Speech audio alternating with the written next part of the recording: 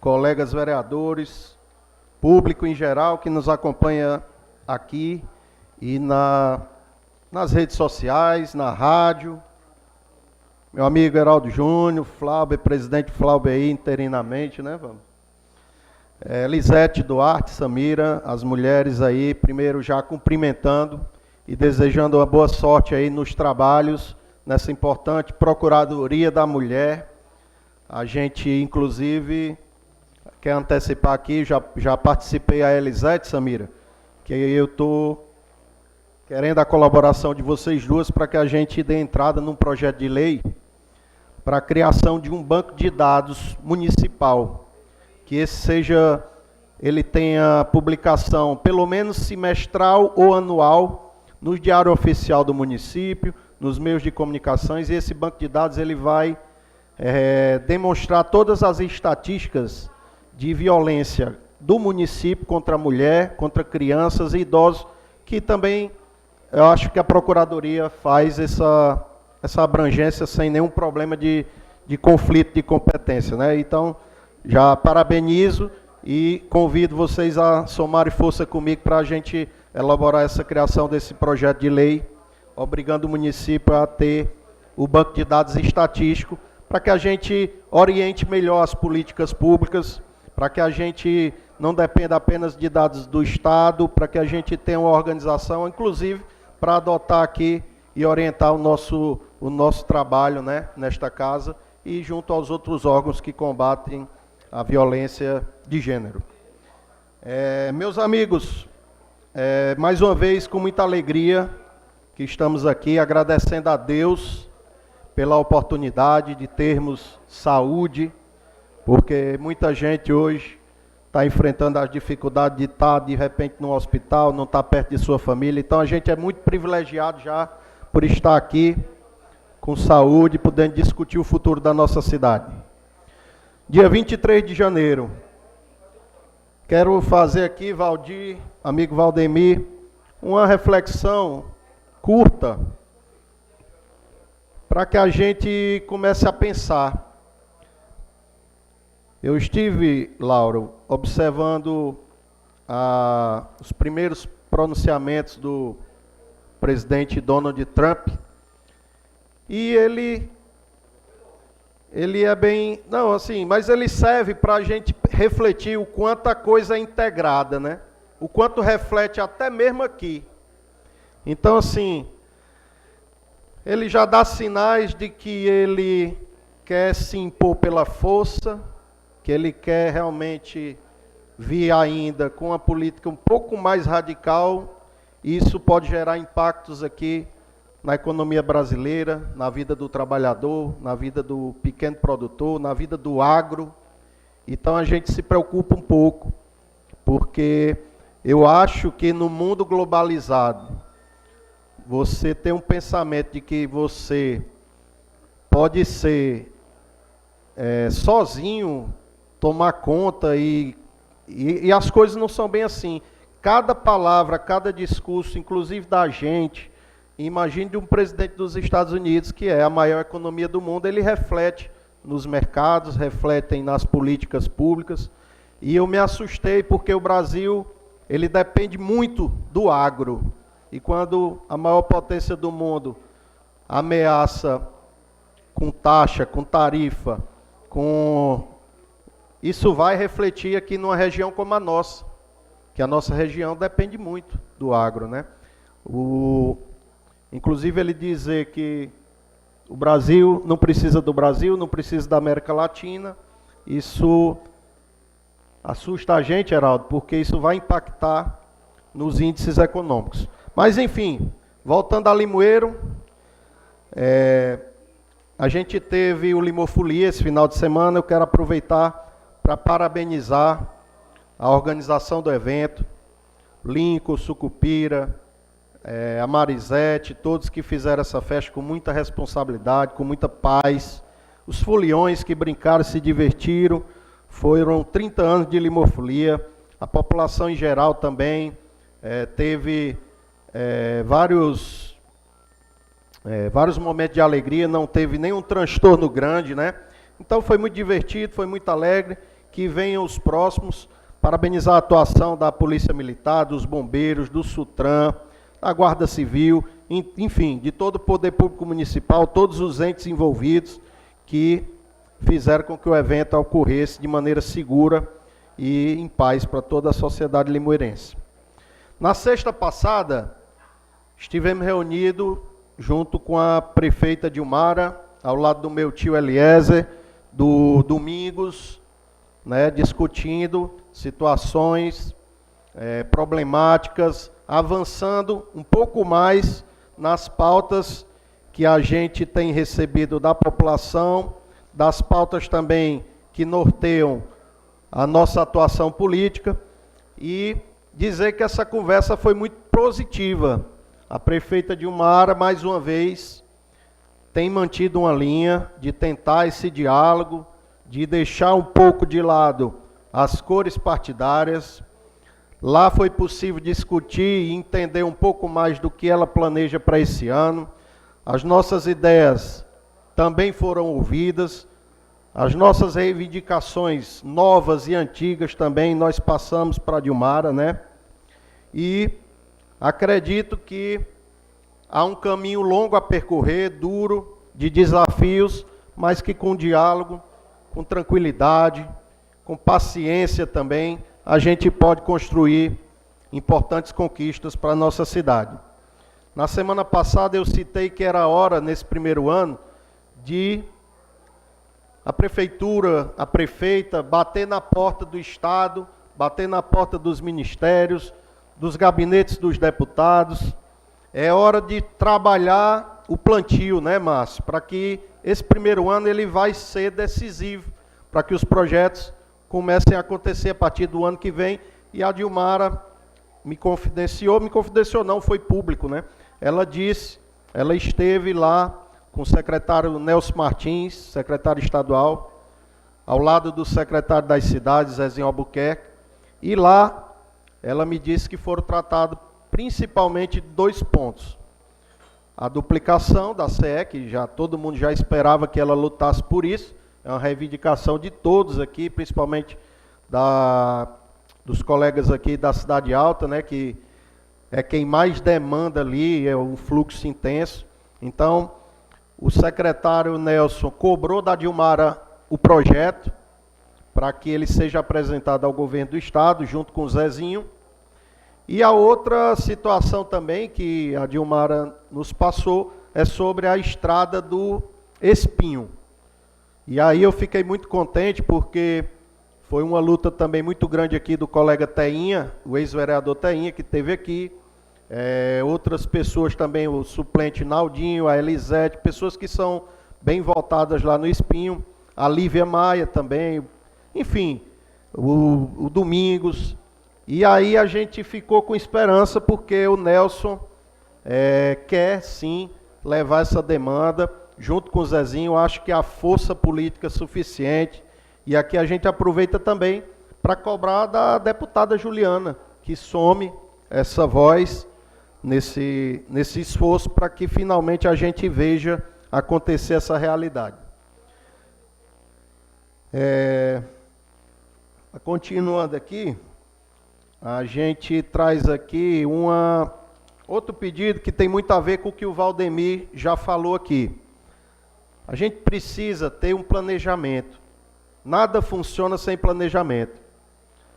Ontem, lá na semana de abertura, foi terça, né?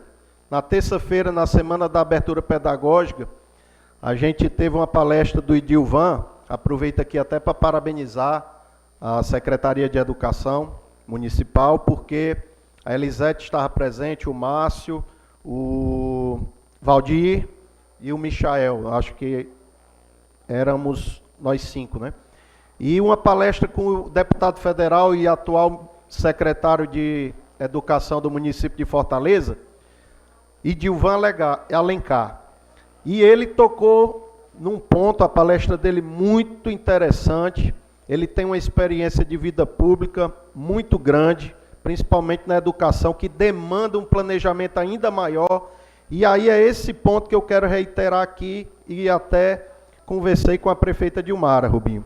A gente precisa ter um cronograma de planejamentos, de obras, de situações pontuais, de emergências, inclusive para se preparar melhor para essa quadra invernosa.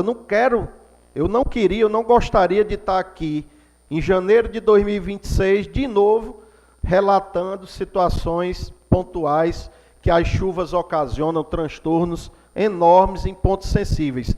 Já tem um mapa, é preciso só que haja um esforço e uma priorização desses pontos. Mas isso só se faz com muito planejamento, com muita organização. A gente sabe também que a gente, às vezes, pode colaborar com isso, porque muitas vezes eu tenho um interesse aqui de um eleitor meu, de um local que eu tenho mais predominância eleitoral, e às vezes eu quero correr atrás para apertar o secretário, usar da força política. Eu acho que a gente precisa cobrar da prefeita para que as coisas funcionem em atendimento a todos. Se houver um cronograma, se houver um planejamento, essa pressão política ela diminui naturalmente, porque naturalmente você vai saber quando é que você vai ter aquele serviço chegando na sua comunidade, no seu bairro. Então, vamos unir forças, chamar o secretário para um diálogo, pegar aí a comissão de urbanismo, de meio ambiente, para a gente ir lá, conversar com ele, para que esse setor administrativo funcione, para que crie um planejamento, para que a gente saiba direitinho qual é esse orçamento, Márcio, e que as comunidades e os bairros não sofram tanto no próximo inverno, né? Outros pontos aqui importantes, a gente vai solicitar, conversei com a Emanuele, a gente está solicitando a ela também um calendário ou uma atualização sobre como andam as cirurgias de cataratas, as cirurgias eletivas, pequenas cirurgias, como isso está andando no município. Gostaria muito de uma atualização sobre isso. Acho que hoje o município também, na questão do atendimento odontológico, está se expandindo, quase todos os PSFs hoje já têm dentista, mas também a gente tem sentido, a população tem sentido falta da unidade móvel, que em outros tempos funcionou muito bem, e eu acho que é preciso também estudar isso, porque essas unidades móveis elas aliviam muito o fluxo, né? Uma reclamação não, uma sugestão, eu não sei hoje também, até vou perguntar a ela mais tarde, sobre a questão do ponto de apoio lá na Igarana, que lá tinha um atendimento uma vez por mês, e fui indagado sobre isso e não soube responder à população, mas também outro ponto que eu gostaria, Flauber, da gente também mapear, onde é que está esses pontos de apoio que existiam, se podem retomar, para que a população de alguns lugares onde não tem PSF, que não tem um atendimento diário, eles possam também ter um calendário, um cronograma, e para isso que serve também as unidades móveis, né?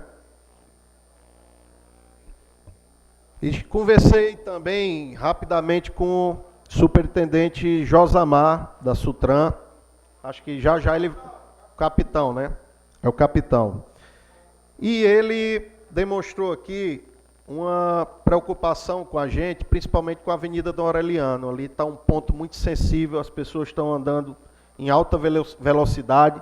Acho que precisa sim adotar a medida de reduzir aquela velocidade máxima permitida ali, naquela nossa principal avenida, inclusive uma parte, na entrada colega da cidade também. Pois não, Heraldo? Ciro, eu até apresentei um requerimento hoje, vou falar aí no meu pronunciamento. É um problema sério essa questão, e principalmente nas proximidades das escolas. Algumas delas ali têm a faixa de pedestre, mas infelizmente algumas pessoas não respeitam. E aí isso pode muito bem ocasionar acidentes, porque pelo menos na entrada e na saída dos alunos é um momento de muito fluxo, né? E aí precisa de agentes, que são pessoas preparadas, que faça pelo menos o controle ali, dê ordem de parada, respeite a sinalização, pelo menos na entrada e na saída dos alunos. Mas eu vou falar um pouco mais. Obrigado. Pois não, obrigado, Heraldo. Outro ponto que a gente precisa discutir com responsabilidade, essa casa precisa vir a discutir, fazer uma visita lá na Sutran, para a gente desenvolver a ideia da criação da Zona Azul. Eu acho que é um ponto que muitas vezes as pessoas não entendem bem como funciona. É um ponto doloroso porque ela pode pesar no bolso de quem está com seu carro visitando o centro, mas também a Zona Azul ela tem um período de gratuidade. Você tem ali 30 minutos, 40 ou 1 hora, que seja.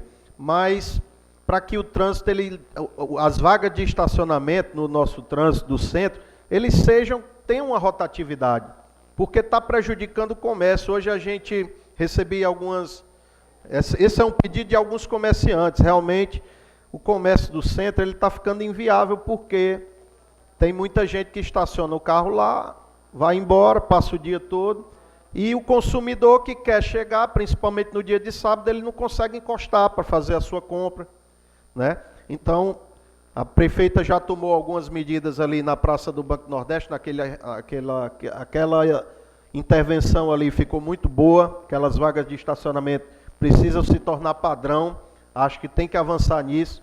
Em conjunto disso, paliativamente, tem que ser discutido aqui por essa casa, junto com o Sutran, junto com o especialista do trânsito, uma medida como talvez a criação de uma Zona Azul. Outro ponto aqui, que eu até peço a colaboração do amigo Márcio, eu recebi aqui, Márcio, um estudo do IBGE de 2022, afirmando que Limoeiro tem cerca de 14,5% de adultos que ainda são analfabetos. E, pelas minhas pesquisas, você pode me ajudar melhor nisso, pelas minhas pesquisas eu acredito que o MEC ele tem recurso próprio para isso, para estruturar essa erradicação, para criar um programa realmente que funcione, que a gente possa reduzir essa humilhação que é para muitas pessoas. Quem é analfabeto tem condição de aprender a ler, não importa a idade não. É preciso que as pessoas saibam disso. Não é vergonha nenhuma ir para uma sala de aula, mesmo depois dos 50, dos 60, é pelo contrário. Isso aí vai lhe dar dignidade e cidadania de fato. Uma parte aí, nobre vereador Ciro. Pois não, Márcio. Pronto. Muito boa sua fala, Ciro, e também pela lembrança, pelo fato de Limoeiro do Norte, durante muitos anos, ele não ofertou a educação de jovens e adultos, como alguns chamam de EJA. Por conta disso, acumulou muitas pessoas que não tiveram a oportunidade de concluir seu ensino fundamental ou médio na idade própria. Porém, é um direito que está garantido pela Constituição Federal de 1988, é um direito que está garantido pela Lei de Diretrizes e Bases da Educação, Lei 9.394/96, e que toda pessoa que solicitar uma matrícula, não importa a idade, se um cidadão ou uma cidadã que esteja na terceira idade, um exemplo, tem 80 anos, e for à escola, olha, eu quero me matricular porque eu parei no 6º ano, eu parei no 7º, a escola é obrigada. O direito de matrícula é um direito público e subjetivo. Ah, mas a escola não tem aqui porque a faixa de idade aqui, não importa, ela que resolva, é uma instituição pública, a culpa não é da pessoa. Então, parabéns pela lembrança, viu? Além disso aqui, ainda temos o programa Brasil Alfabetizado, que é um programa do governo federal. Confesso aqui que eu não sei se o município de Limoeiro do Norte foi contemplado, mas é um programa que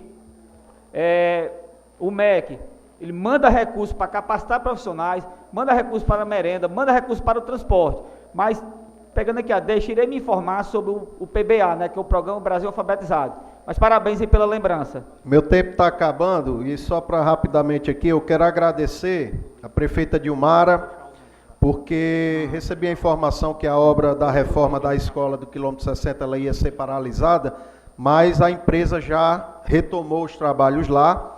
Inclusive também o secretário Daniel atendeu aí a uma reclamação da população e já também está efetuando algumas trocas de lâmpadas e luminárias lá queimadas. Eu tinha outros assuntos, mas por hoje, obrigado e um bom dia a todos. Se você me conceder... Pronto. Pelo menos 2 minutinhos já resolve. 2 resolve. Obrigado, Valdir. Essa situação aqui da escola, realmente, a gente tinha recebido essa informação, né? Então, hoje a gente fica muito feliz que a empresa já esteja lá retomando a reforma, continuando. Reforma essa que iniciou quando o Márcio era o secretário de Educação, né, Márcio? E foi um pedido, na época, do meu primo, ex-vereador Domingos, uma reivindicação dele, e que foi prontamente atendida, e hoje a Dilmara está lá empenhada, ajudando para que esses serviços não parem. Uma pequena parte, nobre vereador. Pois não. Pronto. No início do ano passado, eu estava como secretário da Educação, e a comunidade, ela solicitava muito pela reforma da escola, porque desde a inauguração até o presente ano 2024, continuava com as mesmas estruturas da década de 80. E aí, foi uma sugestão do seu primo, né, Domingos, que na época vereador, também era um pedido demasiado do vereador Valdir, que lá na Secretaria de Educação nos visitava muito e solicitava isso. Então, parabéns aí pela informação que você está trazendo aqui, né, para acalmar lá o ânimo de alguns pais que... Com certeza. Muito obrigado. Só para finalizar também, eu gostaria de até, se o Valdir pudesse me ajudar, a situação de luminárias lá na Carbomil. Hoje eu recebi também uma... Valdir, vai falar? Obrigado, meu amigo, pela parte. Na realidade, Ciro, eu tenho recebido muitas essas demandas. E eu quero até aproveitar a Vossa Excelência. Não, o tempo é meu, eu posso deixar de falar quando eu quiser. Na realidade, eu também estou à frente dessa pasta agora, da iluminação pública. Se vocês tiverem alguma reclamação, a gente vai ficar acompanhando, para facilitar ainda mais. Mas está sendo feito esse